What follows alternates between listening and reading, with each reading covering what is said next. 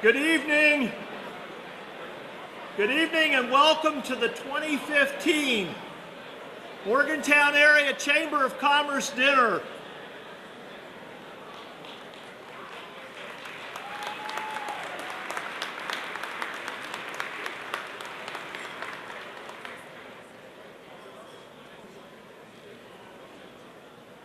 As we find our ways to our seats this evening, let me begin with my words of appreciation for all of you being here. We have somewhere near a record turnout of about 600 people with us this evening. So,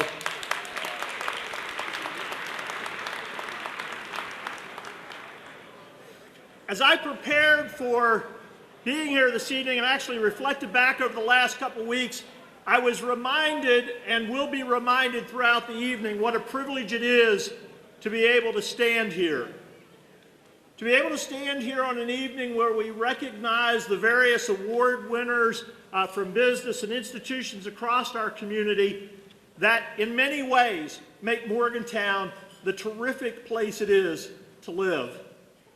On the video screens, while those awards will be being presented later, you'll see footage of people who have for a long time been a part of the Chamber of Commerce and its mission. You'll recall some of the prior days of vision planning and all that the Chamber of Commerce has helped Morgantown become. Likewise, you'll hear the names of Mylan Pushkar and Earl L. Core invoked. And hopefully those names will cause you to remember many of those who have gone on before. But over the last 95 years have contributed in their own ways to building a better Morgantown and a better Monongalia County.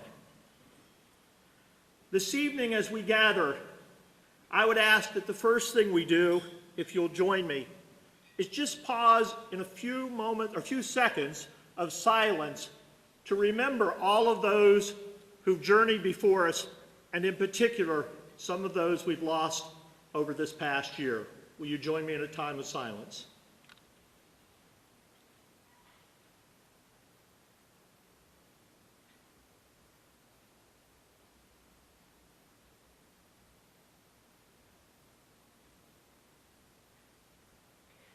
Thank you. It is in the spirit of all those who have journeyed before us, many of them still in the room this evening, that the Chamber over this past year has been trying to move forward as rapidly as we can. We've been involved in a lot of projects, and I'm not going to hold you this evening while we go through those. We've been doing everything from research with partners at WVU to our first ever business summit, to the transportation agenda that many of you will find letters at your seats with, and you've read in the newspaper and watched on Metro News. I want to begin this evening by asking you, will you join me in thanking our senators and delegates who are here who have helped us so far continue to journey our bill forward. Will you join me in thanking them?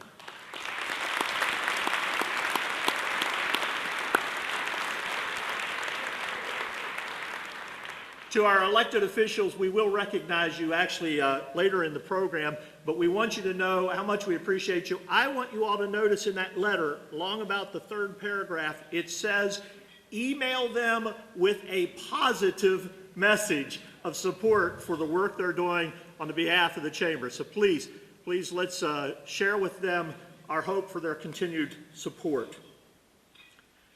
It is in the spirit of achieving a lot of things that I'm reminded that there are a lot of people to thank. And matter of fact, it's pretty much this entire room.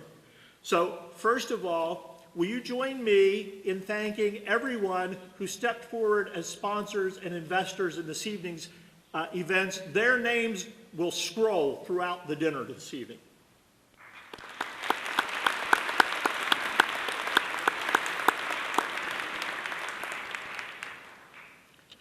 I also would like to offer a word of thanks to my board members and ask that the members of the 2014 and 2015 Chamber Board, will you please stand if you've served in either of those years?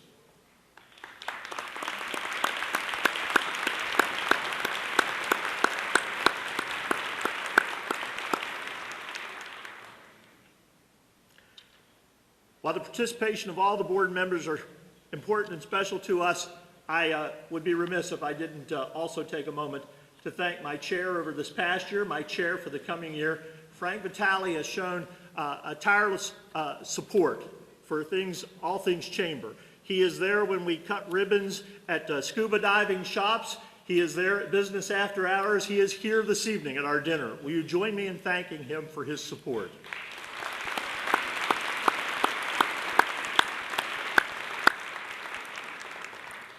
Frank will mention this later, but I also want to add my word of thanks to Darlene Dunn and Janet Scarcelli, the board member and staff person appointed to head up this evening's chamber dinner. Will you join me in thanking them for their efforts?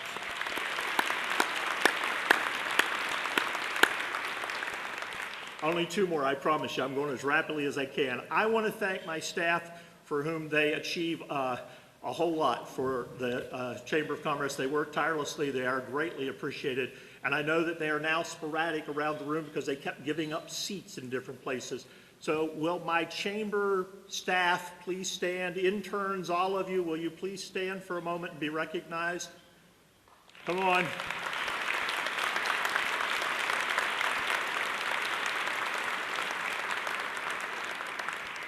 And I couldn't find them. There's a couple more interns in the back there. We're very appreciative of their assistance. Last but not least on my list of thank yous at this time, and as I said, there'll be more throughout the evening, but at this time, I couldn't continue to journey forward each day if it were not for I introduced her last year as the calm of my life. She is the calm and the love of my life, my wife, Nell.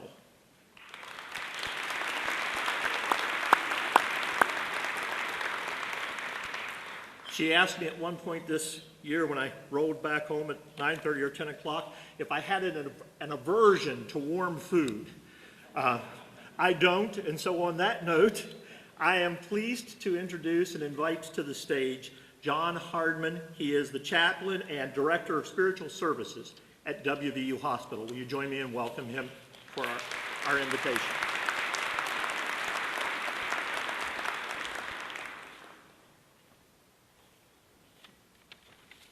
I know that I am now the only thing that stands between you and dinner, so I will keep this short. But please do join with me in prayer. God of life, we invite your favor and blessing on this evening. We gather as people with a deep interest in our community. Tonight, some will be honored for their contributions to this community and citizenry. As we celebrate, may you, O God, give wind to the sails of our appreciation, and may our conversations bring us all to a fresh appreciation for one another. Bless the food we receive here tonight. May it be a delight as we receive it. May it nourish our bodies. May it carry us forward in the work you've given us. Wrap this night in your blessings, O God. Amen.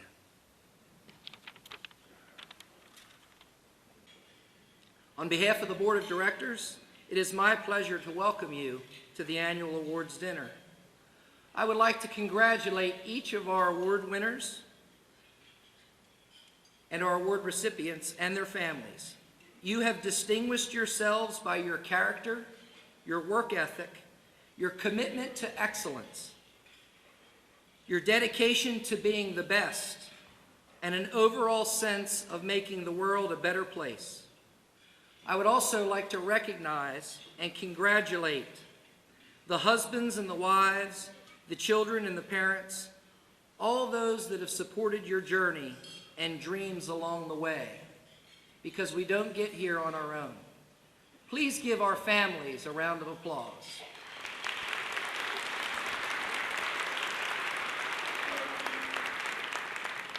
A great amount of credit is due those individuals for all that they do to support us to do the things and be who we are. I'd like to thank our President and Chief Executive Officer, Dan Kimball, for doing a great job in leading our business community. Please give him a hand.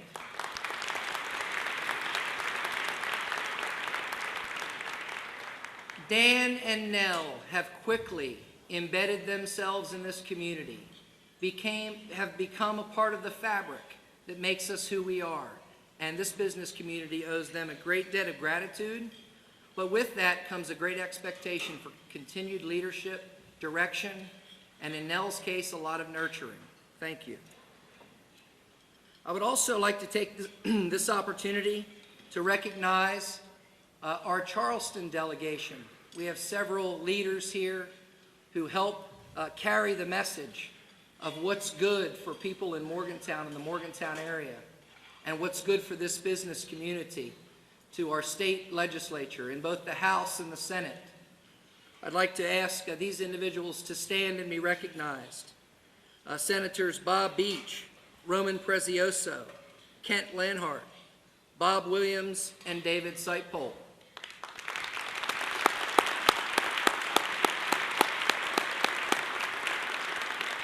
These are the voices and the faces that represent us in Charleston and work hard to make us the very best that we can be.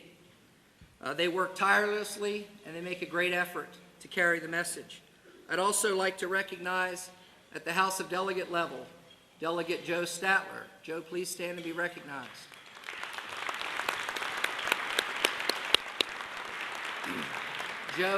Joe's regularly on the phone calling back to Morgantown asking what we need, and I appreciate that effort.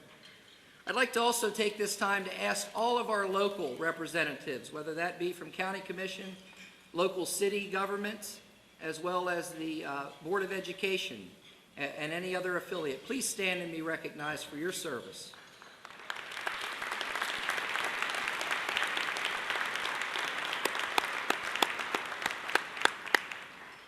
I see Sheriff Al Kisner back there. He's offering rides home for anyone who has too much to drink tonight. The line will be long, Al. I'd also like to, I don't get a chance to do this very often, but it is really a pleasure to welcome back, because they are out and about doing the will of West Virginia in many ways.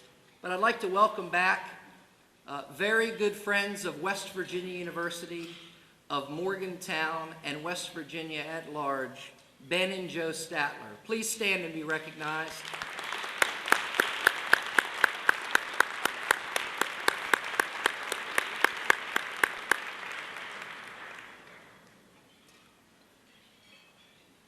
Thank you to all of the Board of Directors, 22 members of the board that worked so hard and tirelessly to help make Morgantown what it is today. When I see Billy Atkins and Jason Donahue, along with Tom Witt and many others, traveling up and down the corridor to go down to Charleston with Dan and Ron Justice and many others to help promote Morgantown, and Rob Alsop and so many others to make us what we are, it's greatly appreciated. I was talking with Bill Ogden from Mylan Pharmaceuticals just a few minutes ago, and he said, you know, I want to tell you, the Chamber is really beginning to give back and show value to the business community here, and he said it's making a difference. And you can't help but to recognize the impact that Mylan Pharmaceuticals makes on our community. Let's give Mylan a round of applause.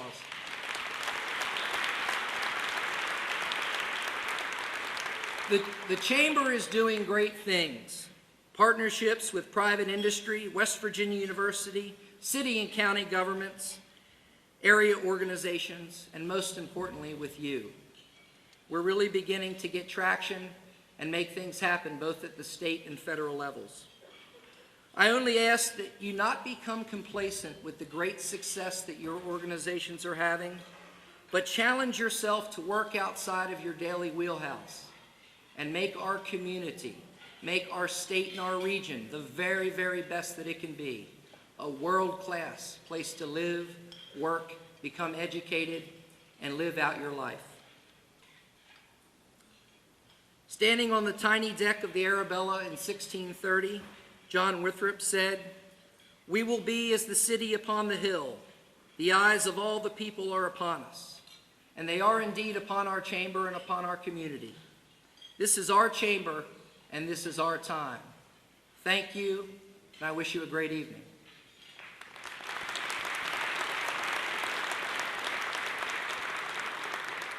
At this time, I would like to extend a thank you to Darlene Dunn, Senior Vice President of BB&T, who's agreed to chair our dinner tonight.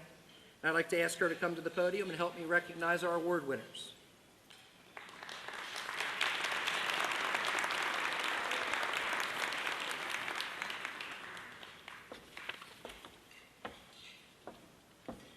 Thank you, Frank. I'm going to have to adjust this a little bit. Hello, everybody, and thanks again for coming. As a reminder, I need for everyone to know that there's a raffle that we're going to have with Comcast. So if you could please put your business card in our little vases out front, that would be appreciated. We're also going to use your emails to survey you. So, okay, I get to announce the winners. Do I have? I didn't bring them up.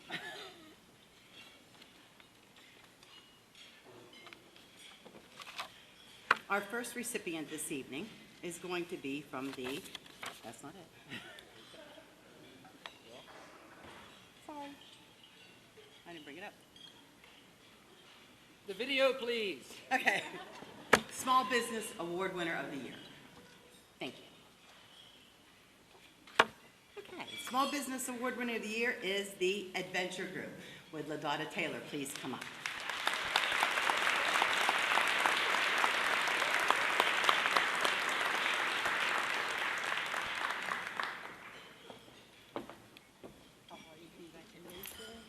Wonderful. We have a video to run. There we go.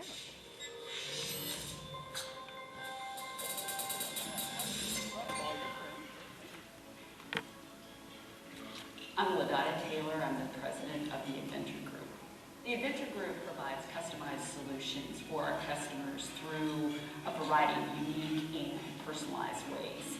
We help organizations and individuals grow through our professional development. We design unique and engaging curriculum for both school systems and businesses, and we also provide consulting services to organizations. LaDotta is a great person. She's primarily an educator, but she's well respected in the community.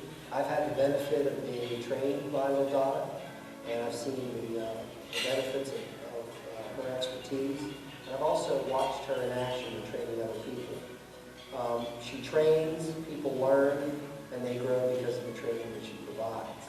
Morgantown Area Chamber of Commerce is extremely important to this community because they really bring people together. And I think through the networking opportunities that they provide, their presence in the community really helps us connect as businesses and as individuals. She's been very, very inventive and creative in ways of helping others do well, in ways of helping others learn quicker, in ways of making other people more effective in economic development.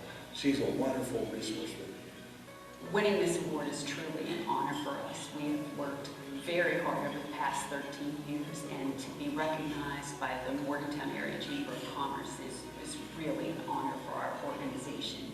We truly appreciate everything that they do in the community and thank them for this recognition. It means a lot to us.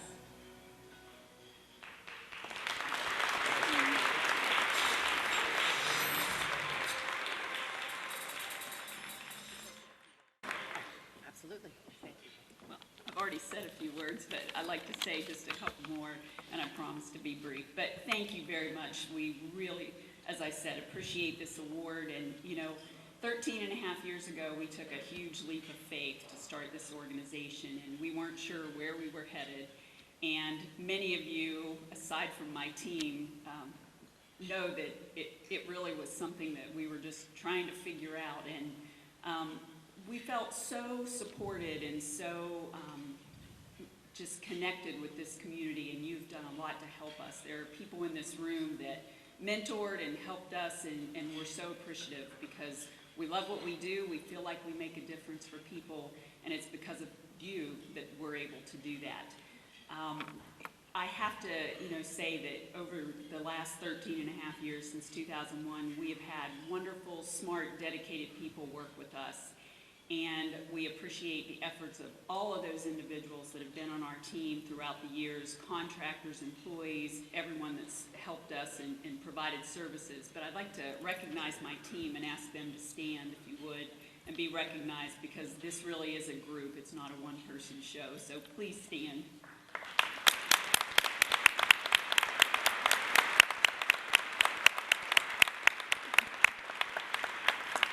So we're planning on being around for a long time. We look forward to continuing to evolve and design new services and work with you in this community and beyond the walls of West Virginia.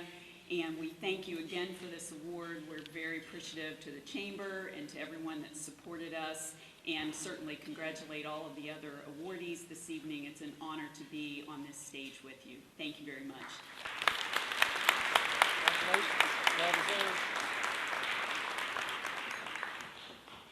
Okay, now that I have my list.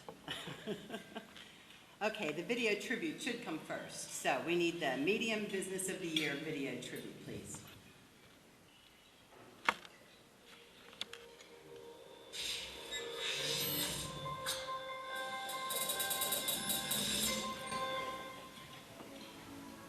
I'm Chris Atkins, Operations Manager, City Neon.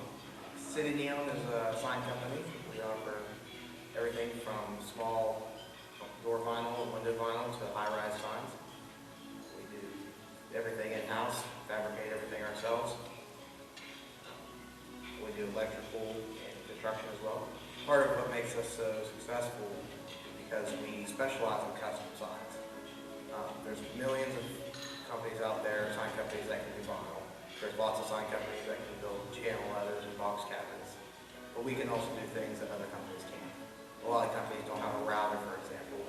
We have a 4x8 CNC router, which will cut any kind of custom shape and custom depth for letters and for other objects if you would like. City Neon really helps the local community. It helps anywhere from a large company like ours to a small local business with signage and graphic work, and they really do, you can see their mark on the town. I think one of the things that, although you want to be profitable as a business owner, you want to move things forward, I think Carol's ability to care for people, care for her employees and her community has led to the success that she has today. And she was taught, as part of that family business to operate that way. And I think she's had a great foundation, as she moves forward, that will continue to come on down. Companies like City Neon, first of all, they employ people in our area, which is always a good positive. And not only that, they pay a decent wage for people that they could raise families, and they also support our community. I mean, I know Carol personally, and I know some of the things that she supports benefit the community, and she's always the first one to step up to the plate when somebody is in need.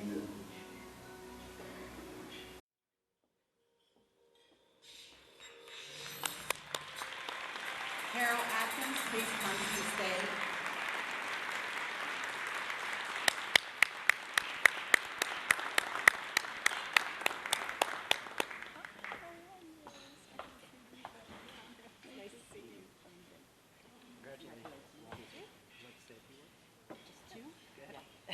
I'm really bad at this, but when my father passed away 13 years ago, I went into his desk and there was a yellow legal pad. He always had a list, and I just kind of jumped in and tried to start.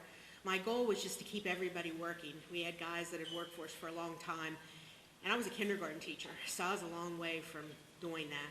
But my brother was there, Dave, and Chuck Sheridan, who's worked for us for 30 years. They were able to really lead me and help us to do well. And now my son, Chris, runs the sign shop, and Nick is graduating. So I really thank my staff and my crew for doing an amazing job and helping us grow. We started with about 7 guys, and now we're up to about 45. And I'm really proud of them, and I really thank the Commerce for recognizing our hard work. We appreciate it. Thank you.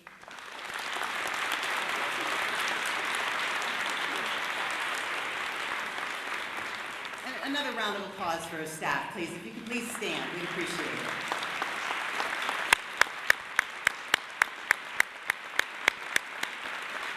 We all know this doesn't happen alone. Okay, the video tribute, please, for the Large Business of the Year.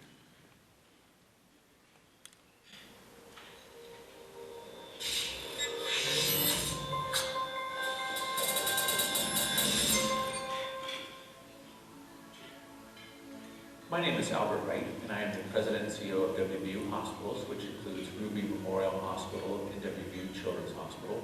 We are one of the major academic medical centers in the state of West Virginia. We are a large teaching hospital, but we're also very community focused. So we have a bustling emergency department. We are a level 1 trauma center, the home of the John Michael Moore Trauma Center. We have robust pediatric and primary care practices, all located throughout the community. It's important for us to be part of a vibrant community. This is a university town, and our success and the town's success is everybody's success. So as we grow, as we hire folks, as we attract people to Morgantown because we recruit not only locally, but for some of our medical staff and others, we recruit nationally. WVU Healthcare is a major employer in our community. It provides healthcare not only to our community, but to the surrounding region. And I can't imagine Morgantown, the great Morgantown community, without WVU Healthcare. WVU Hospitals has been a long-term major employer here, which not only is an employer, but most importantly provides health care close by for people. The closer the health care is provided to folks, the better the health care can be. So there's jobs, there's health care, there's also a wonderful intellectual capital that's built around the medical profession and all those professions around it. So it brings talent to town, it brings jobs to town, it takes care of people with the greatest hour of need. It means a lot to us that we won this award from the Chamber of Commerce. We are not only a large employer, one of the largest employers in the state, but we are a participant in the community. And our caregivers work in the community, and although Morgantown is wonderful and growing, it's still a rather small community. So it's a sense of satisfaction for us that we're being recognized, that we're doing a good job of being a good community partner and being a good employer.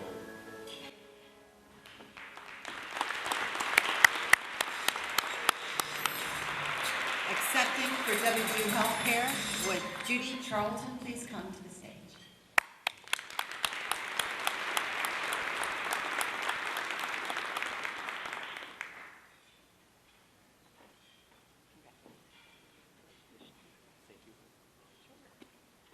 On behalf of the 6,000 employees at WVU Healthcare, we want to thank the Chamber of Commerce for this recognition, and we especially want to thank them for being strong partners with us to better serve the community and the state. Thank you.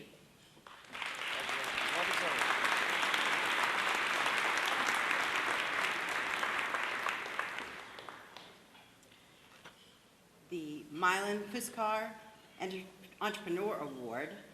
The video tribute, please run.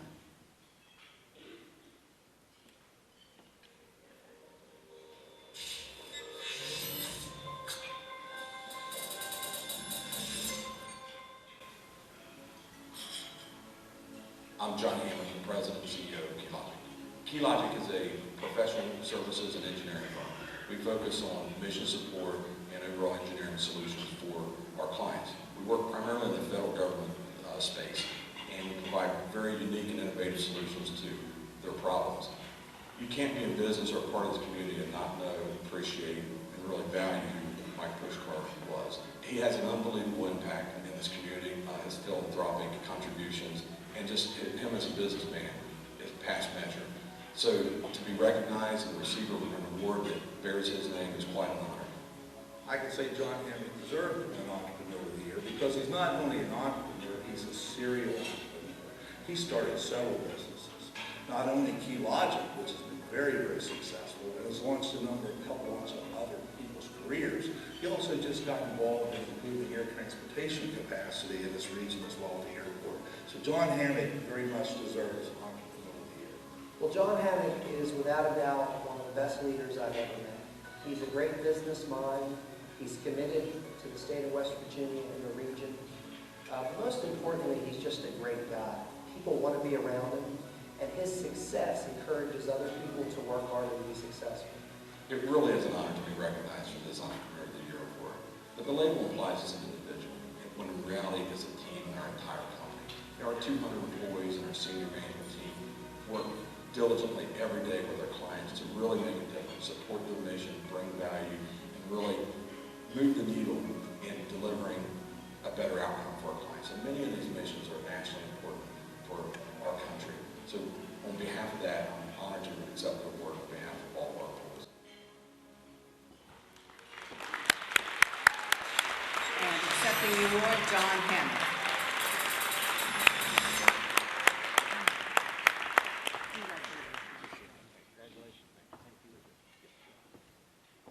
Well, thank you guys. Thank you to the board for recognizing me. And just want to say thanks to what this community of business leaders does every day to promote this community in Morgantown. We all know this secret, and we got to make it less of a secret how powerful and how important Morgantown is, and collectively raise our bar to make Morgantown what it's really potentially is. It's a great city, but we know that the bar can be even higher. And I'm excited to be a part of that. When we founded our company, a lot of our contemporaries and peers said, what are you doing that in Morgantown? Why aren't you in Washington, D.C.? And we know why. Everyone in this room knows why we're here. We got a lot of choices and we choose to be here, and it's because of the folks here. So I'm proud to be a part of this community, and very excited to receive an award that has Mike Pushkar's name associated with it. We all know what he's done and the spirit of what he's done.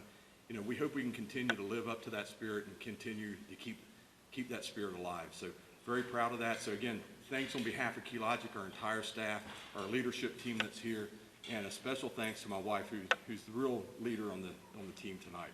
Thank you all.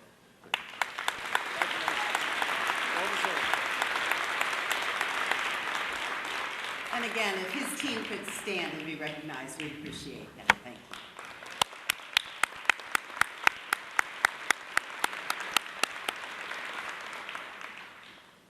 The next is the Nonprofit of the Year Award.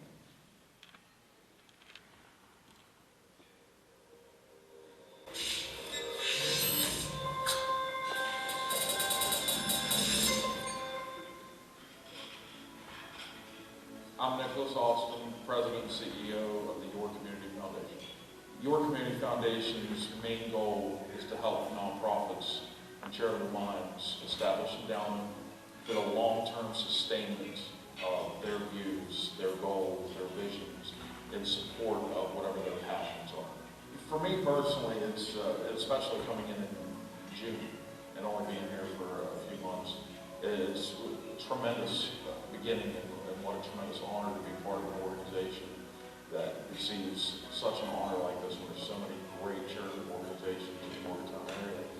Being a part of this award for me personally is tremendous, but being a part of the group that is truly recognizing, that's the best thing. Well, I think it's important to recognize nonprofits for the work and effort of the folks who are involved in they provide a service to not only our community to fulfill certain needs within our community, but they also provide economic impact in our community.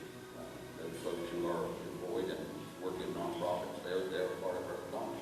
Well, Nick is bringing to the Community Foundation a very successful career that he's had working with young people that has needed help. He exhibits a lot of energy, a lot of enthusiasm, and had the knowledge that it's necessary to now enable the Community Foundation to take another step in the community and move forward in its advancement.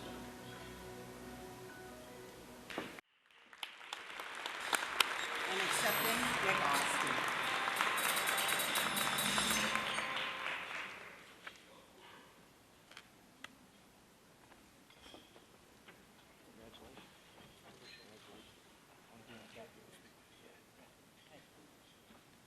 As you can tell, I'm not Nick Austin. He's behind me here. But many of you may know me. I'm Robert Greer. I'm an attorney in Harrison County, and I'm the mayor of the city of Bridgeport. But I'm here today in my capacity as chairman of the board of Your Community Foundation. Your Community Foundation represents not only Monongalia County, but Marion, Harrison, Preston, and Taylor counties. You may not recognize the name as it appears on the board in front of you, but you do recognize the charitable events that occur around your community. Most of you have heard and will be participating in Empty Bowls, have heard of the DeLynn Scholarship or the Bartlett House. Your Community Foundation supports all of those entities and many, many others. We start with often not more than a promise to raise $5,000 for your foundational interests. Last year, the invested assets of Your Community Foundation went over $11 million. That's a lot of community, a lot of charitable giving, and we appreciate the Chamber's recognition of the efforts of our group. President Nick Austin, past President Beth Fuller. I'd like to ask at this time, we don't have a team per se, but I'm going to ask that the board members, because you're going to recognize them as your community leaders, to please stand at this time.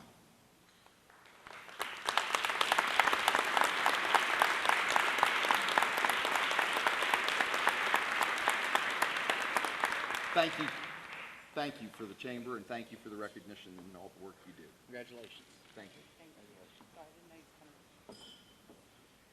Well, that one is near and dear to my heart, so I'm very glad that they won this year. They also represent the Jim Dunn Run location. So the next one is the Earl L. Core Award. So please run the video.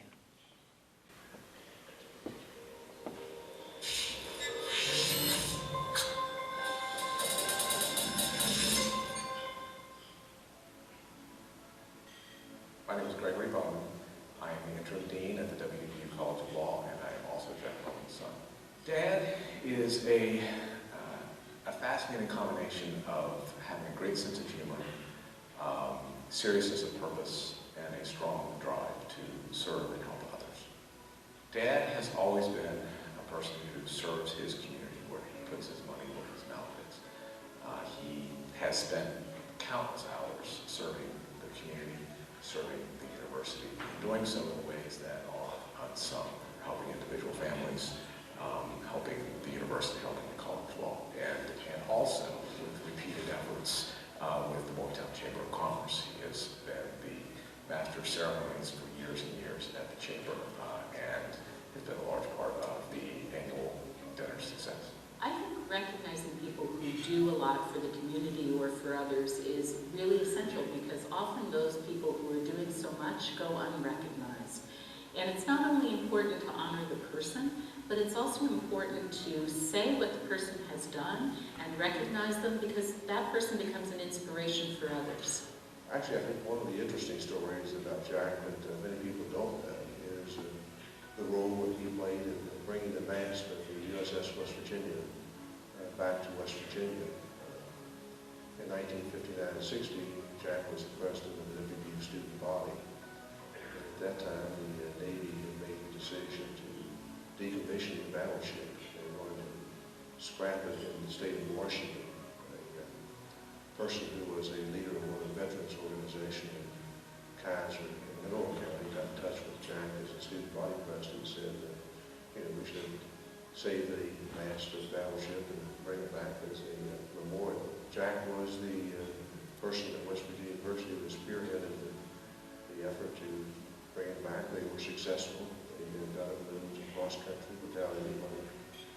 And it arrived on campus in 1961. And I think it was 1963 that the memorial class was dedicated. He is one of the people who epitomizes the balance between community service and your business acumen. I mean, he is kind of everywhere, and also, pretty funny to do. So, One of the things I've always admired about Jack is that Jack is thinking about others at all times, particularly those who are really in circumstances of hardship. And Jack can be incredibly inspirational in talking about our obligation to those people who are struggling when we're not, and what we can do for them. And Jack is actually a role model for that. When we've had law students who really were in desperate straits, we could always go to Jack and ask him to help out. And to Jack's credit, he of course always wanted to remain anonymous. So many of those people who Jack has helped over many years don't even know that it was Jack. If we don't serve our communities, if we don't help make our communities in ways that get us attention and in ways that don't, we don't have a community. I mean, a community is not the buildings. A community is not an institution. A community is not a chamber. A community is people. And people make a difference individually. And Dad's difference, well, he's made a difference over 5 decades of career in ways large and small. And this award is a recognition of that. And I think it's very, very well deserved.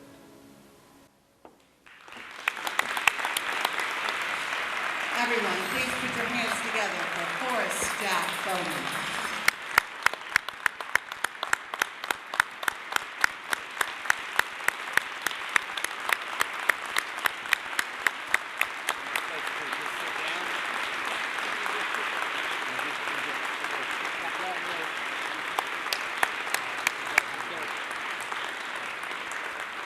And now he just gets to sit down because we get to honor him a little bit more.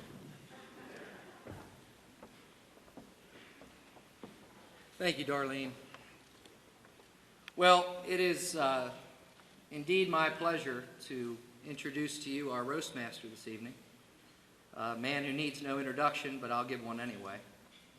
So, John Fahey, come on up, gentlemen, have a seat. John Fahey and I were attending a luncheon several weeks ago where Gordon was the keynote speaker. And there were 2 young women in front of us. They were in their mid-80s. And they were kibitzing about President Gee. And one lady said to the other, "My goodness, every time I see that fella, he's got a different bow tie on." And the other lady said, "Don't be too impressed." She said, "If you were president of as many universities as he is, you'd have a collection like that too." President Gee is a great guy with a great collection of bow ties. But we're very fortunate that he's much, much more than that. If you were to write a job description, perhaps a job announcement, or contact a headhunter, for the very best and most qualified university president in the world, there would be no one more qualified to be president of particularly a land-grant institution, but any university at any level, than Dr. Gordon Gee. Dr. Gee is a transformational leader. He is someone that makes an indelible imprint on every individual and organization that he comes into contact with. He's someone that motivates us to be better than we've ever been. We can follow his example of a genuineness that he brings to the table, and somebody who really cares about making the world a better place. It's an honor to watch him, to learn from him, and to hopefully emulate some of the great charisms that he carries with him on a daily basis. We are all fortunate to watch and be a part of the life of our leader at West Virginia University, Dr. Gordon Gee. Welcome.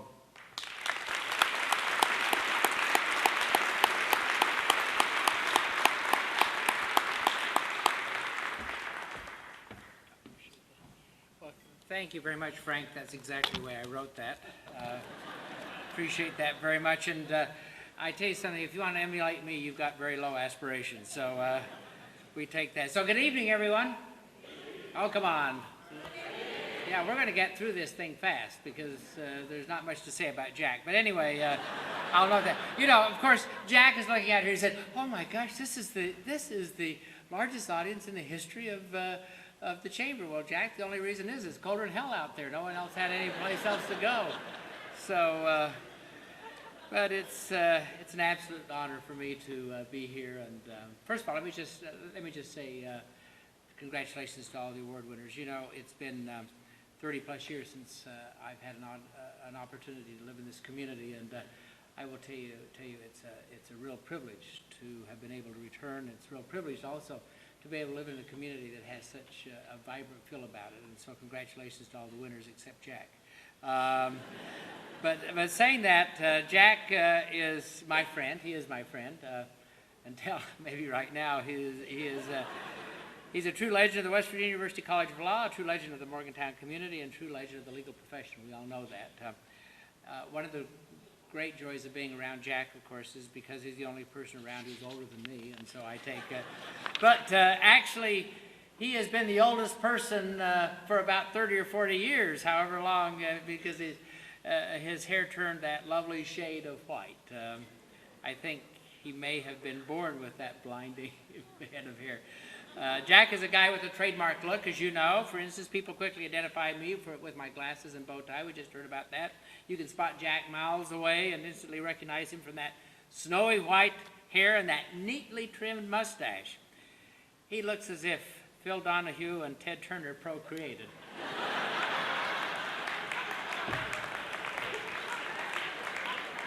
But who am I to poke fun at appearances? I'm the cross between Orville Redenbacher and Lou Holtz. But anyway,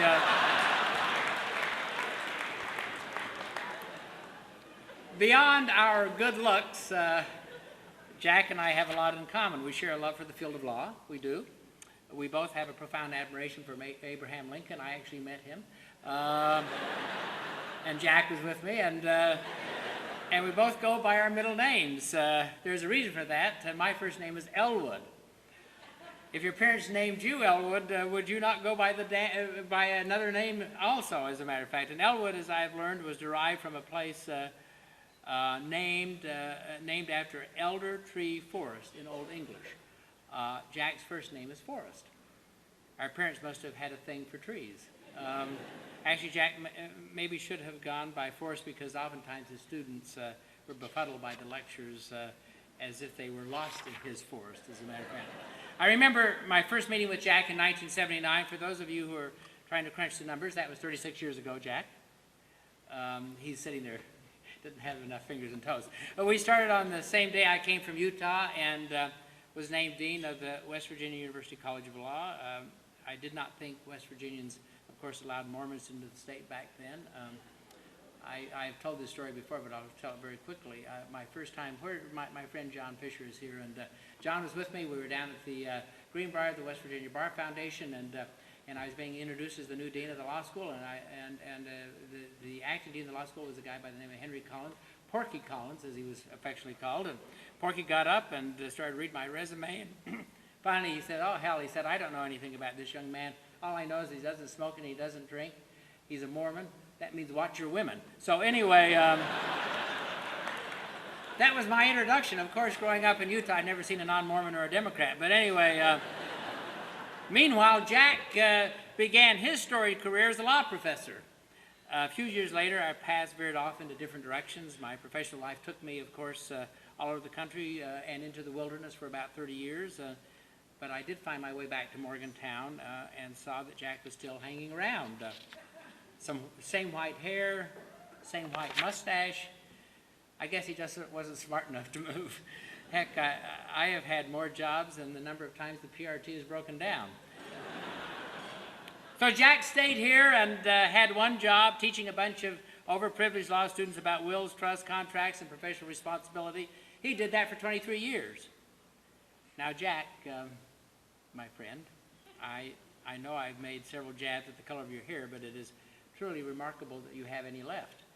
As a matter of fact, I must tip my hat to Jack. It takes a wholesome heart and a wealth of devotion to accomplish what he did over the years for West Virginia University and certainly for this community, and we've heard about that. His longevity speaks volumes. It is not often you find a place that will put up with a lawyer for that long. Every place I went, from Brown to Ohio State, they ran me out of town, Jack, so barely ahead of the sheriff. Jack made his impact here where it mattered most. He is truly deserving of this award and all of the other honors bestowed upon him throughout the decades. His career is literally full of triumphs, highlighted by a desire to help others. This is the embodiment, in my view, and what I think is so special about this place, of a true West Virginian and a true mountaineer. A native of Petersburg, Jack enrolled at West Virginia University as a student in 1956. He served as president of the freshman class and was later elected student body president. In fact, I found an old picture of Jack. Now, I wish it could have shown up, that we didn't get it in time, but this is a lovely picture. This is Jack. I'll let everyone take a look at it. Jack riding in the back of a car in the 1961 homecoming parade. Like a typical lawyer, he's making someone else drive him around. The photo also disproves my theory that Jack was born with white hair, but who knows? That could be one heck of a dye job. And after graduating from the College of Law in 1963, Jack served 4 years in the United States Army. He went on to practice law in Charleston, and in 1974 was named the first administrative director of the West Virginia Supreme Court of Appeals.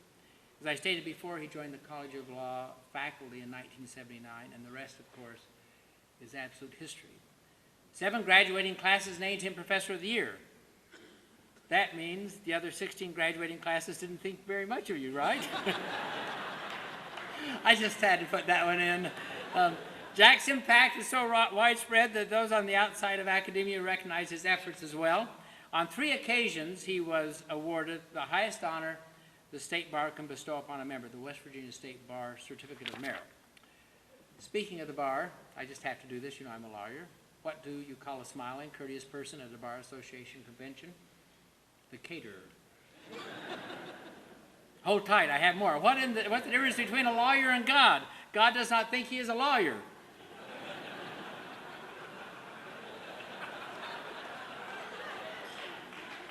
Okay, you finally got it. Okay, thank you. How many law professors does it take to change a light bulb? Well, you need 250 just to lobby for the research grant. Okay, so that's enough of that. Here's a story submitted by our good friend at the College of Law, Professor Chuck DeSalva. I just love this story. Chuck did not know any better and came here at the same time that we came, Jack, as a matter of fact. The year is 2005. Chuck just completed a long, difficult, and expensive research mission to India. He took lots of terrific pictures. Somehow on the way home, his camera was either lost or stolen. Chuck ended up submitting a rather large travel expense to the university. Shortly after submitting the bill, he was notified by a university official that a new travel reimbursement policy now required photographic proof of international trips. That meant 0 reimbursement for Chuck. He thought to himself, photographs? This is insane. This is unreasonable. This is unjust. Then he figured it out. Jack Bowman pulled one over on him. So fast forward to a day or two before Jack's retirement, and Chuck realized that it is now or never for evening that particular score. At night, under the cover of darkness and with the use of furtively obtained master key, Chuck and some of his partners in crime switched the contents of Jack's office, a veritable kingdom of right order, as you can imagine, with the contents of the men's room down the hall. They took everything of Jack's and recreated his office in the bathroom. They managed to relocate and organize his office chair, guest chair, law books, bookshelves, phone, clock, lamp, rug, tape dispenser, stapler, paperwork, and wall hangings into a neatly set up office in the bathroom, all ready for the day's work. They even took his nameplate off his office door and put it on his new office door, along with an elegantly designed sign that read, 2 stalls, no waiting. Chuck and his company would not leave Jack's original office completely empty, so when Jack came in the next morning, they made sure they lurked around to reap the fruits of their labor by observing Jack's reaction. He was not pleased. In fact, he probably thought that they went too far when he noticed that they replaced his executive chair and his desk with a toilet. Well, Jack, I hate to tell you this, but I went to the bathroom earlier, and I think they did it again. Anyway, Jack, you are a remarkable sport, letting all of us do a little bit of this. The only reason we can do it is the fact that you're worthy of much greater recognition. We're all blessed to have you in our lives and congratulate you on this most recent honor. I certainly do. So here to say a few words, I'm not certain whether they're kind or not, about Jack, or 2 of my friends. First, let me introduce John Fahey, of course, who is the president of the West Virginia University Alumni Association and one of our most important local bankers. John?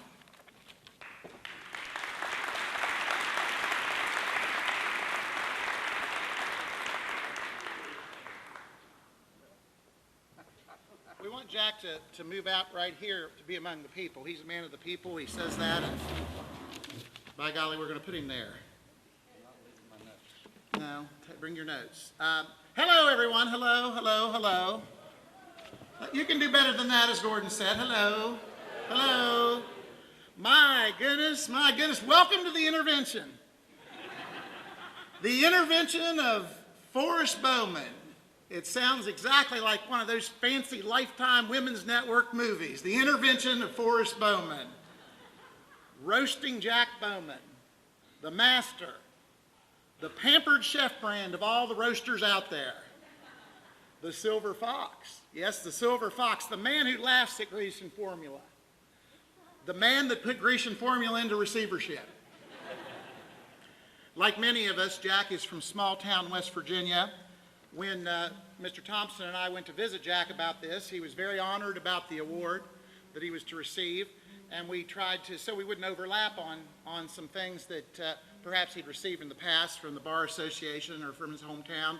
We started to quiz him about Petersburg. Now, Jack, we said, did you get any, Citizen of the Year or, homecoming honors for being such a successful attorney here in Morgantown, Professor of the Year? Have you received any of that? We just don't want to overlap on this. And Jack stumbled and sidestepped this. And Mr. Thompson from the chamber, he wouldn't let up. He says, now, Jack, we need to know this. And finally, Jack bared his soul. And he says, well, in Petersburg, we do it a little bit different out there. He says, they do have ways to honor it. And then he kind of stumbled and mumbled again. And Jack Thompson wouldn't let up. Well, let us know what happened so we don't duplicate it here in Morgantown. Well, he said, at the county fair, they put me on the 1 o'clock slot on the dunk tank. And I can tell you, it's the longest line they ever had. Now, last year at this dinner, Dan, where are you, Dan? Right there. Dan was brand new to this job, and his remarks, he wanted to tell everybody about a very important side of his life, which was the spiritual side, and it's very nice. And to illustrate it, he brought his cassock and his surplice and his clerics, and my goodness, I don't know if you were here or not, but it was a grand vestment. It like a Pharisee or a scribe or perhaps one of the College of Cardinals that you see going into the Sistine Chapel that elects the Pope. Dan, I'd like to see it on you, and I'm sure everybody else, we will someday. We'll do that someday. So this year, I decided to draw a parallel to Dan and Jack because you may or may not know, most of you probably know that Jack, because of his very generous service to the Salvation Army, both locally and internationally. He's raised money, he's trained officers, he's given promotional and instructional speeches to all across the country for the Salvation Army. He's really well known by the top brass, and he's really well thought of, no joke at all, and that's both locally and internationally. And he may well have done as much for the Salvation Army in his years there as a uniformed officer. I got it, buddy. He may have done as much as a uniformed officer. So I called the national commander and I said, if Jack Bowman started out as an officer candidate, and he were here today, and you attribute all his service in the Salvation Army, I'd like to know probably what rank would he receive, and where would he be in the hierarchy? Just a guess on your. Well, I'd love to tell you. He said, and I'll even show you the uniform. He says, I'll even show you the uniform, and if the slide man could put that uniform up, this was what Jack would look like. This is what Jack would look like if he had spent his time in the ranks of the Salvation Army. Now, Gordon, your comparison to what Jack would look like was funny. I think this is kind of a cross between Joseph Stalin and Pontius Pilate. My goodness, Jack has more medals on there than a South American dictator. And now, on we go. To accumulate things for this function, it was pretty easy because all I had to do is go back to the many chamber dinners that Jack has done. And I remember I was sitting next to Hazel Kennedy, and Jack was just killing somebody in a wonderful way. He was killing the person he was introducing, pun by pun by pun. The man was about ready to die of 1,000 cuts. And Jack, Hazel, who's the county agent gypsy for many years here, you may or may not have met him, great guy. He just had a way to cut through it all, and he says, when Jack Bowman gets on a roll and starts roasting somebody like that, he sounds like a mad mule in a tin barn. I also recall that 7 or 8 years ago when Jack came in and this part of his earlobe was missing. No joke, is that true? Top of the ear. Top of the ear, that's not the lobe, that's right. I failed biology, or anatomy. So anyway, Jack Bowman, it just wasn't there, and you're going to wonder what this is. And so Jack had a lot of people approaching him, and he was sidestepping it, and he was stumbling again, and he was sidestepping it. And so finally, somebody came up with a different question. They wanted to ask where Mila was. Mila wasn't there, and Jack's ear wasn't there either. But he was quick to answer. Well, Mila's not here. She's at home. She's down with the food poisoning. And so I can put two and two together. Jack's ear missing, Mila down with the food poisoning. You tiger, you Milan, you tiger.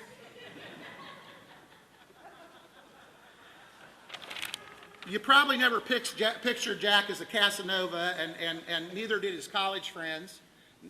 One of his buddies, I said about his girlfriend, said about Jack's girlfriend, Jack, your girlfriend is hot. And Jack's a very studious guy and wasn't as humorous as he is today. He says, yeah, I just got to fix that goddamn air conditioner in her house. I just don't know what to do.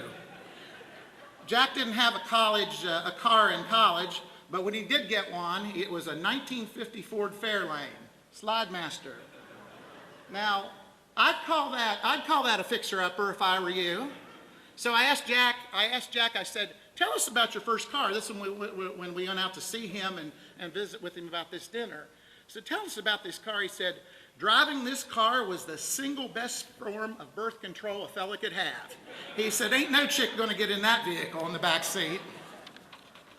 Well, Jack, face it. You are a sought-after personality, and that's the truth. As a Toastmaster and as master of ceremonies, as a keynote speaker, as a moderator, and so on, nobody would argue that you are just the best.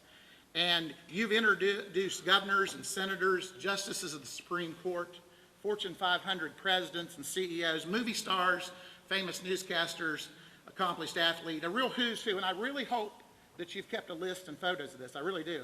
That's sincere, because it would really be a tremendous scrapbook. But specifically, I remember you introducing Robert Byrd, and that was when the money was flowing. Robert Byrd was head of appropriations, and he was president pro tem of the Senate, and the FBI center was coming in here, and I mean, every street corner was being named the Robert Byrd this or Robert Byrd that. And so Jack gave him a tremendously eloquent introduction, all kind of compliments, many times. Somebody's calling me. Oh no, my time's up. That's 8 minutes, guys. So anyway, Jack, this is my last story. Jack gave him this wonderful compliment, and he was very well outlined on the things that Byrd did, and Byrd was moved about it, and you probably remember this. Byrd was moved about that, and he started out with a side speech exclusively about Jack. He said, Jack Bowman, he says, I see Jack Bowman and Aristotle, the great Greek philosopher, like Byrd used to like to talk about, as having very similar paths. I wish, he went on and on saying Aristotle was cordial and eloquent, had a following, and he paralleled Jack in every case. And he ended by saying, I see you and Aristotle as having very similar paths. And this is, I took this from the speech. I wish you all the respect and admiration and posterity of Aristotle, and may your legacy be as renowned as his. You know, Jack, that's terrific. That's terrific, right? But for those of you that have studied Aristotle, and I have, you will find out that Aristotle died of a raging case of gonorrhea at the age of 62. Raging case of gonorrhea at 62. And for Byrd to wish you that path, for you is, well, you be the judge. You do what you want. It's just a thought. To be quite serious, and to wrap up, you've truly been given a remarkable gift, Jack, and a lot of us in this room have been given gifts, but you share yours. And the fact is, you give back. You share your gifts, and that's what a gift's all about. You've done Chamber of Commerce's around West Virginia, United Way functions, lawyers' dinners for a cause, lawyers' dinners against a cause, lawyers' dinners to prolong a cause, fundraisers, toasts, roasts, baptisms. Jack Bowman shows up, and he's there. When you call on him, he steps up. So please don't take your talent for granted. A record-breaking crowd at this Chamber's dinner have not taken your talent for granted. We love you, Jack, and it's been a privilege to be a part of your program. Thank you.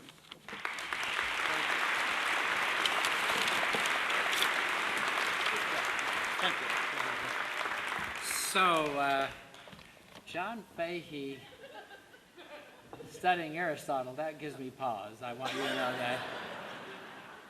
It just is over the top.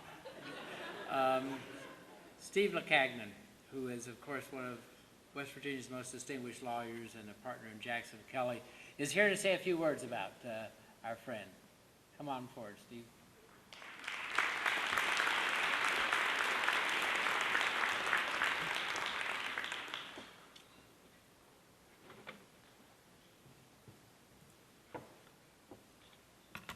President Gee, ladies and gentlemen, you too, Jack.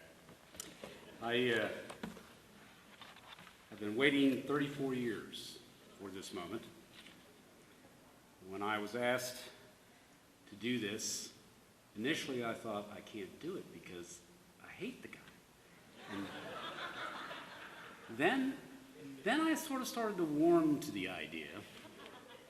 In fact, I almost got aroused by it, Jack. After all these years, my time has come. You see, Jack, also known as Professor Perfect Hair, he taught me trusts and estates in law school. And since then, I have nurtured a grudge lovingly. Jack gave me the most mediocre grade I received in law school. And he made no apology for it. In fact, I think he was proud of it. He was the kind of guy who would come into the class every morning and he would talk about how he just finished his bowl of radishes and gin. And then he would proceed to just bore the living hell out of us for the next hour and a half. And he did a wonderful job of it. But he would sort of pick on you a little bit. And he did something to me that I never forgot. And that's why I've been nurturing this grudge forever. You know, I had to work going through law school, and I did all sorts of different jobs. And one of them was I mowed lawns for local folks. And Professor Lawrenson had a home just down from the entrance to the law school. I mowed his lawn regularly. And one morning in class, Jack called on me and said, "Mr. Lacagnan, I saw you yesterday." I was a little surprised for him to say that because I didn't remember seeing him. And he said, I saw you from the back. I never saw your face, but I saw you mowing Professor Lawrenson's lawn." And I just had to ask him, I said, "How did you know it was me?" And in front of the entire class, this is what he did.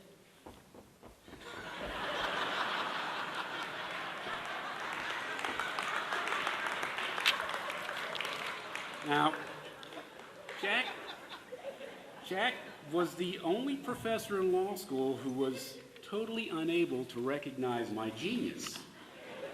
And so this is why I harbor the grudge I harbor, Jack.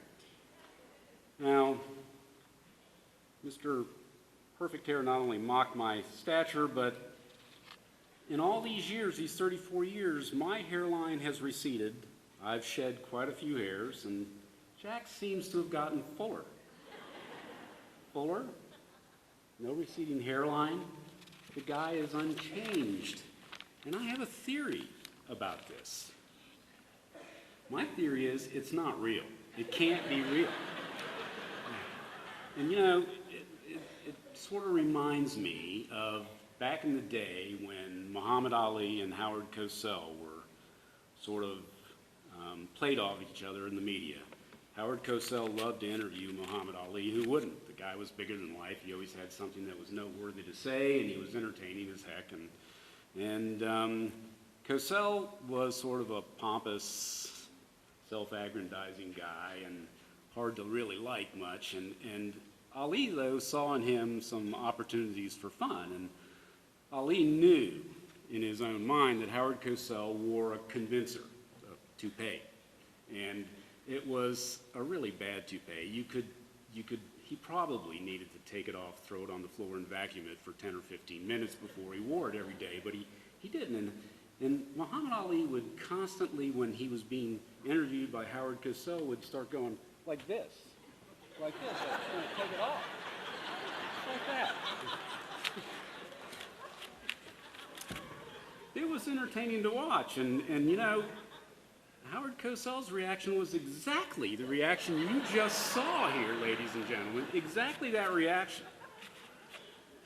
Now, some of you know it, not all of you do, but Jack is the Jackson Kelly Professor of Law, now emeritus, and he actually had an office in the Jackson Kelly building down on the wharf for a number of years after he finished teaching, and it was an object lesson to me about the importance of screening people before they come into your office, I can tell you that.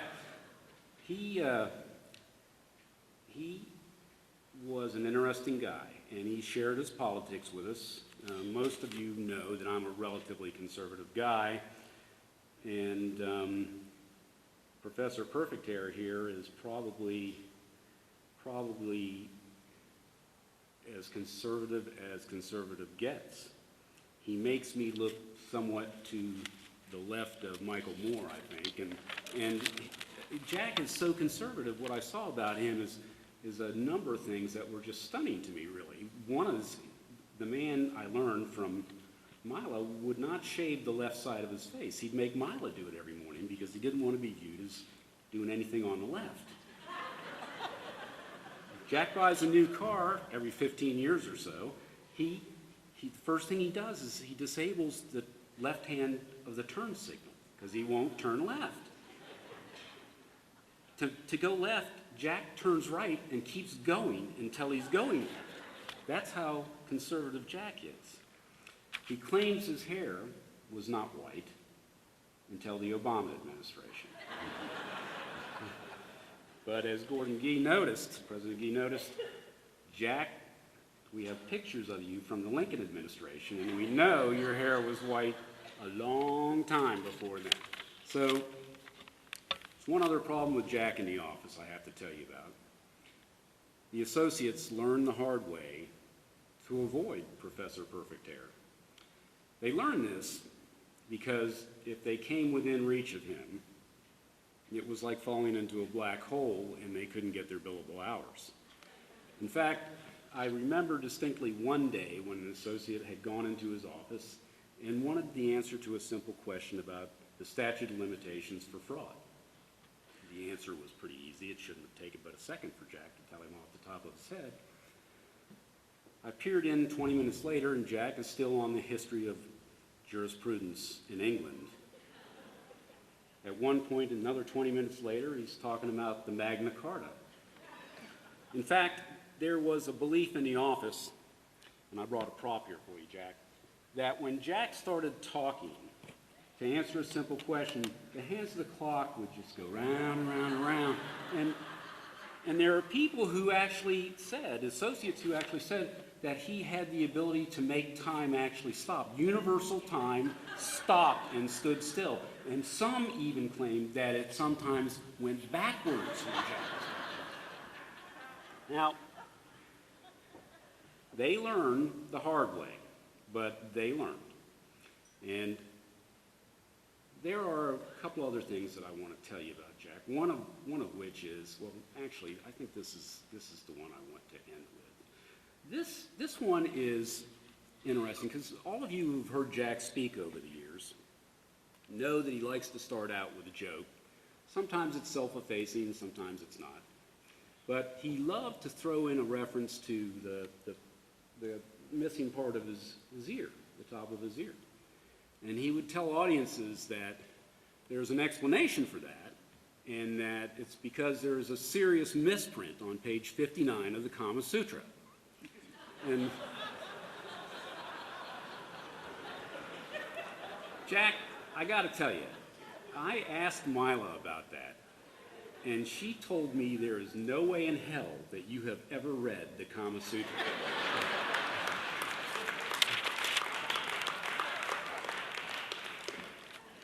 The story about Jack bringing the mast of the USS West Virginia to Morgantown is in fact a true story. And the one thing about that I think never gets any recognition is Jack was student body president in 59 and 60, and it was finally placed in front of Ogilvy and commemorated, memorialized, and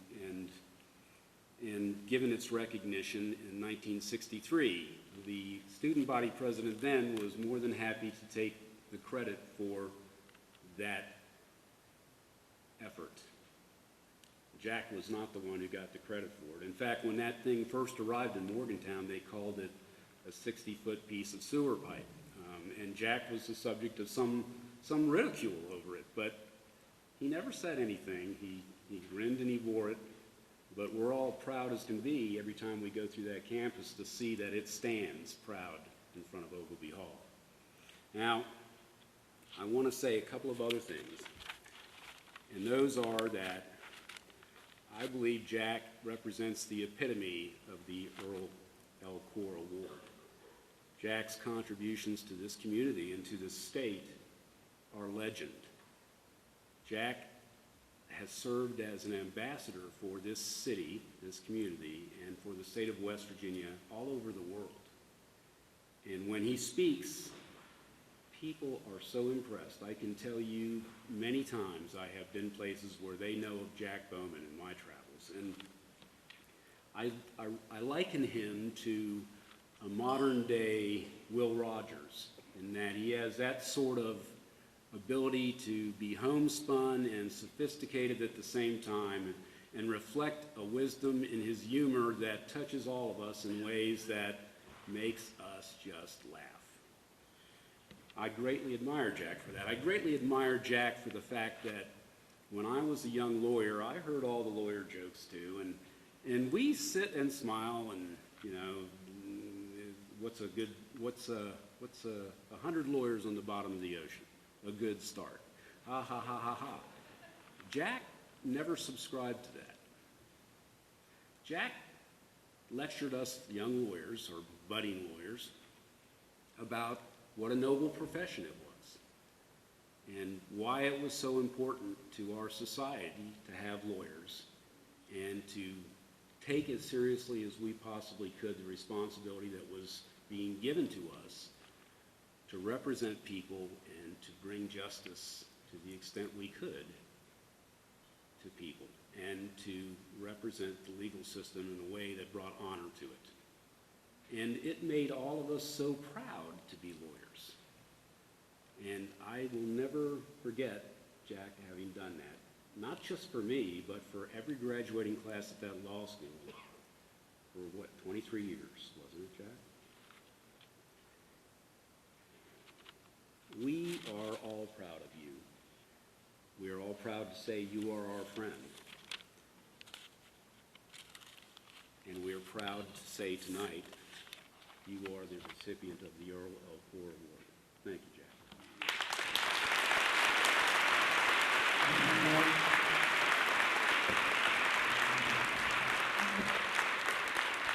Thank you very much, Steve. You know something, I learned something just shocking. I thought that the Kama Sutra was a Mormon doctrine, given polygamy.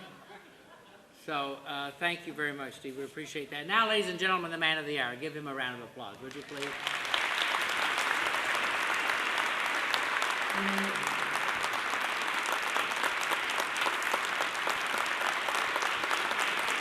Thank you very much. Thank you very much. After 3 eulogies like that, it seems almost indecent to be in a standing position. Actually, I don't deserve some of the nice things that were said about me, but then I have arthritis, and I don't deserve that either. So we take what we can get. I told the three of these before they decided to do their bloodletting on me that I don't have a license to kill, but I do have a learner's permit. It's been an interesting experience sitting here and hearing myself roasted by three of my former friends. I must say it takes a lot of cheek for those three to make fun of my hair. Of course, at least two of those guys aren't getting bald. They're just so wise. They have hairless wisdom spots on their head. I thought there'd be only one or maybe two people roasting me tonight, but I guess the old saying's true. There's always one more idiot than you counted on.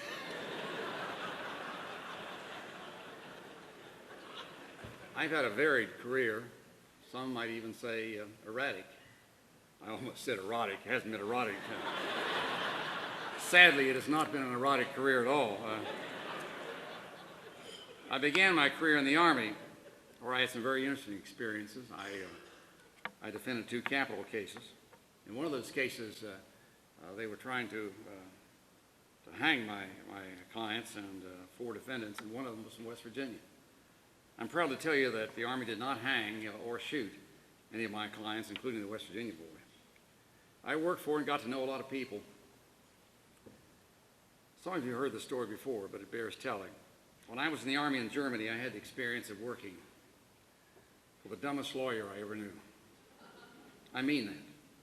He was the dumbest lawyer I ever knew, and I've known a lot of dumb lawyers in my time. I taught Lacagnan here. Worked for Gordon. So I've known a lot of dumb lawyers. But this JAG officer, he was a major. He was the dumbest lawyer I ever knew. I never looked at him, but what I would think that just by being there with me, he was somehow depriving a village somewhere of an idiot. I swear, if you stood close to him, you could hear the ocean. He was vacant. Sometimes when you looked into his eyes, you got the impression that someone else was driving. He just wasn't very smart. Well, shortly after I arrived in Germany, a sergeant in one of our missile batteries died in his sleep. He just went to bed one night and didn't wake up. The major was appointed to conduct an inquiry into the sergeant's death, and several doctors came before him at the hearing and testified that the sergeant had died of natural causes. But the major kept insisting that the sergeant had been murdered. For 3 or 4 days, using every legal device he was familiar with, I think he knew about 3 legal devices, he insisted that the sergeant's death was a result of foul play. Finally, in the face of overwhelming medical evidence that the sergeant had died a natural death, he issued a finding that the sergeant's death was due to an act of God under very suspicious circumstances. It would not have surprised me had he tried to subpoena God, but he was that way. Well, after leaving the Army, I practiced briefly in Charleston, served as the first full-time executive director of the State Bar and first administrative director of the Supreme Court, and it was a fascinating, exciting career. Then I came to Morgantown and met Gordon Gee. As Gordon told you earlier, he and I began work at Western University on the very same day, July 26, 1979. Gordon was the brand new law dean, and I was a brand new associate professor of law. Of course, Gordon went on to bigger things, while I stayed here and slogged along the trenches with the likes of Steve Lacagnan and John Fahey. What are you going to do? I had an interesting beginning at the College of Law, and this is true. My career almost ended before it began. I'd been teaching about 3 weeks, and I called on a student. I'll call him Mr. Smith. That wasn't his name. And he answered, "I'm unprepared." So I went on. A couple weeks later, I called on a second time, and he said, "I'm unprepared." And I said, "Mr. Smith, that's twice." And he said in a rather sarcastic fashion, I thought, "I know it is." And mind you, I'd only been teaching about 3 weeks. I said, "Well, I don't want you in class if you're not prepared. I want you to take your books, your papers, and leave, and don't come back until you're prepared." Well, the classroom grew very quiet. It was so quiet you could have heard a fish fart in that room. And that's pretty quiet, in case you wonder. Anyway, Mr. Smith left, and immediately after class, 16 students, I didn't know this until the following spring, 16 students went to see the new dean, Gordon Gee, and told him they had to do something about this crazy guy Bowman. I did not know, as I say, for another 3 or 4 months. But Gordon met with the group for over an hour. And at the end he said, "I'll tell you what we'll do. You tell Mr. Smith he'd better be prepared next time." Gordon, I'll never forget your support at that important time in my life. Well, anyway, about 4 or 5 years later, after Gordon was named president, Mr. Smith was elected to the House of Delegates. I got a note from Gordon announcing Smith's election with a clipping, and then Gordon's note said, "Thanks a lot, Jack. There goes the university's budget." Fortunately, Smith only served a term or two in the House, and our budget survived. I remember how excited all of us at the law school were when Gordon was named president of the university. It reminds me of a story. You probably thought it would. When I lived in Charleston, true story, there was a farmer up Elk River with a common in Kanawha County named Slack. And he had a wonderful coon hound that he used to rent out on weekends for people from Charleston coming up to go coon hunting. The coon hound's name was Dean, named, if I recall correctly, after one of Mr. Slack's boys. Anyway, it cost $50 a night to rent Dean for the night. One Saturday night, after Dean had been, rented many, many times, some of my friends went up and they said, "Mr. Slack, we want to rent Dean and go hunting tonight." And he said, "Well, it'll be $5. They said, whoa, wait a minute. What's wrong? Has Dean been hurt? Is he injured? What's wrong?" And Mr. Slack said, "Well, a month or so ago, a group of guys from Charleston came up and rented Dean. And as a joke, they started calling Dean Mr. President. And ever since they started calling Dean Mr. President, all that dog has wanted to do is sit on his ass and howl."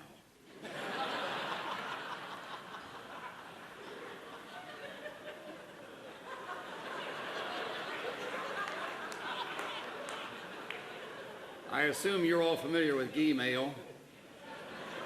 Talk about sitting, well, anyway. I once asked Gordon the secret to his success. I said, what's the secret? He said, sincerity. Sincerity. He said, once you learn to fake that, you can do anything. Look at him there. Doesn't he look sincere? He's faking it. John Fahey. John Fahey wouldn't know Aristotle if he fell out of the hill. Don't kid us. Talking about John Fahey is difficult because you already know so very much about him.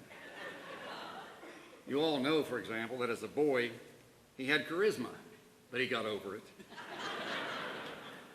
John is a native of Weston, and I admire him. He grew up in a tough neighborhood.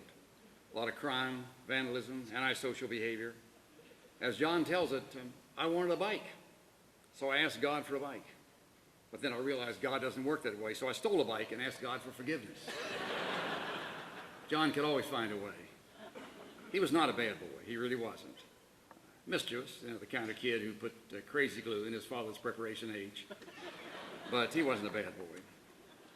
Given his early upbringing in a tough environment, it's only natural that John should drift into petty crime and from there into banking.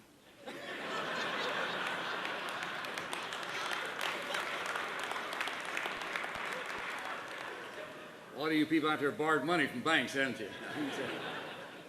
John wasn't exaggerating when he was told about my going into class with my ear bandaged up. It's a true story. I walked into a class of brand new first-year students with my right ear bandaged. Dr. Rod Kovac, the WVU Medical Center, had removed the top of my ear because of skin cancer. Well, after setting forth my requirements for class attendance, preparation, and the like, I said, I'm certain you've all noticed my right ear is heavily bandaged. And I mention this because if any of you own a copy of the book, The Joy of Sex, you need to be aware there's a very serious misprint on page 142. Well, everybody laughed. My class was, if I recall, an 8:30 class, and when I got back to my office around 10, there were already 3 messages from my lawyer friends in Charleston wanting to know what in the hell I was doing with The Joy of Sex. That evening, a student, a first-year student, we had a reception that night for the first-year students, and one of those students, who is now here as a practicing lawyer, she is now here as a practicing lawyer in Morgantown, came up to me and said, Professor Bowman, there is no page 146 in The Joy of Sex. I was kind of pleased that at least one time, one student was paying attention to what I was saying. John, of course, is a hard worker. We all know that. At the bank, he's recognized as doing the work of 2 men. Unfortunately, the 2 men are Laurel and Hardy. John is a devout Catholic. One day last fall, he's driving down High Street in all a sweat because he had an important meeting, couldn't find a parking place. Looking up to heaven, he said, "Lord, take pity on me. If you find me a parking place, I will go to Mass every Sunday for the rest of my life, and I'll give up drinking." Miraculously, a parking place suddenly appeared. John looked up at me and said, "Never mind, I just found one."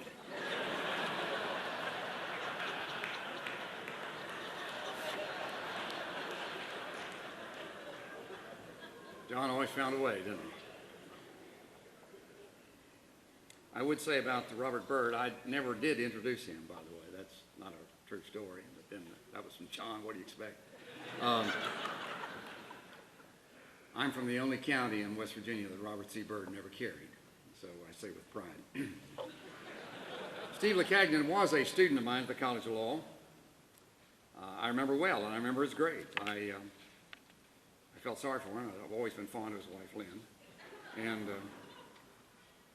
one semester, the semester he's talking about, I had to give all but 2 students in my class A's just to get the curve up enough to give him the D.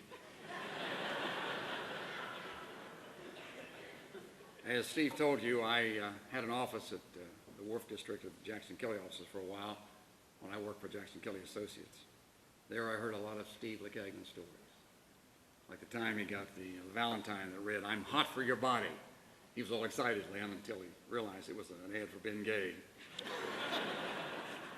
I learned, too, while listening to him there talking about improving productivity, which he did a great deal, that he wasn't never talking about himself. It's the old saying, if you're good, you'll get all the work to do. If you're really good, you'll get out of it. Well, Steve LeCagnon is really good. He's a defense trial lawyer. One day he was in court with a court-appointed client, and the client said, "Judge, I want you to appoint me another lawyer." And the judge, I think it was Phil Gazot, the judge said, "Why do you want another lawyer?" The client said, "Well, because Mr. LeCagnon isn't interested in my case." Judge Gazot turned to Steve and said, "Mr. LeCagnon, do you have any comment on the defendant's request?" Steve said, "I'm sorry, Your Honor, I wasn't listening." As a managing partner of the Morgantown office of Jackson Kelly, he's at the very top, of course, of the feeding chain. He has to deal with the tough ethical questions that come up. And as I suspect you all know, he's a very good golfer. And he has discovered that on the golf course, he has to deal with some of the same ethical dilemmas that he faces in his office at the Wharf District. A couple years ago, he was playing in Charleston, playing for the championship of Kanawha County Bar Association tournament at Berry Hills. After 17 holes, he and his opponent, a prominent Charleston trial lawyer, were tied.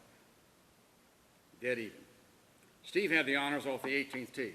He hit a drive right down the middle of the fairway, 350 yards. His opponent's ball went straight off to the right into the woods.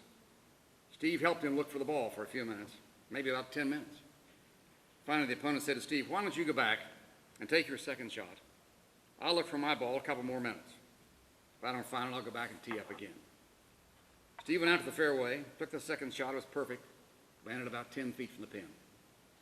Just as Steve's ball hit the green, from out of the woods he heard, "Found it!" The ball came flying out of the woods and dropped about this far from the pin.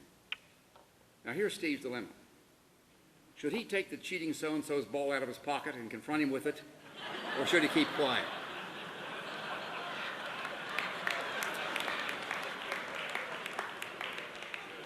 That's the sort of thing Steve had to deal with. I appreciate your laughter, I really do. I like laughter, except when it causes milk to come out my nose. Based on last year's marathon program, we still have about 2.5 hours to go. So I'm going to continue on. I do want to recognize that I have with me tonight my wife Mila, my son Greg, my son Matt, and my grandson Ethan. You all stand.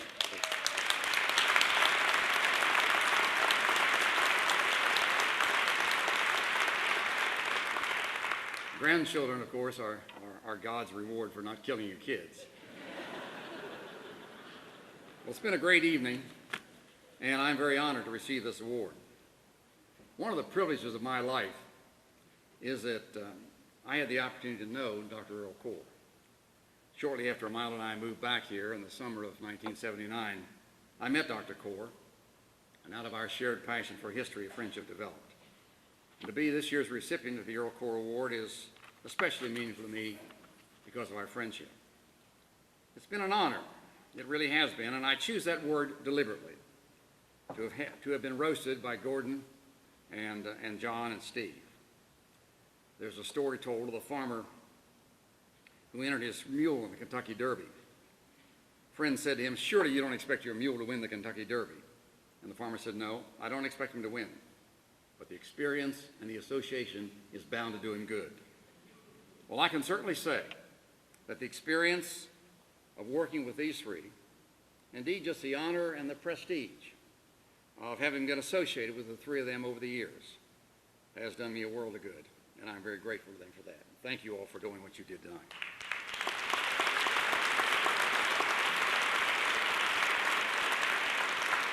My career, indeed my entire life, has been marked by one significant feature.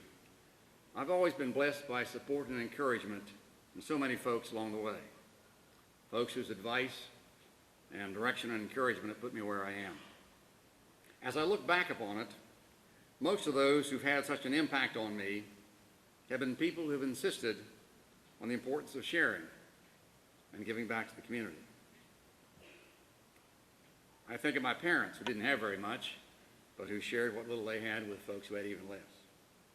Or my wife.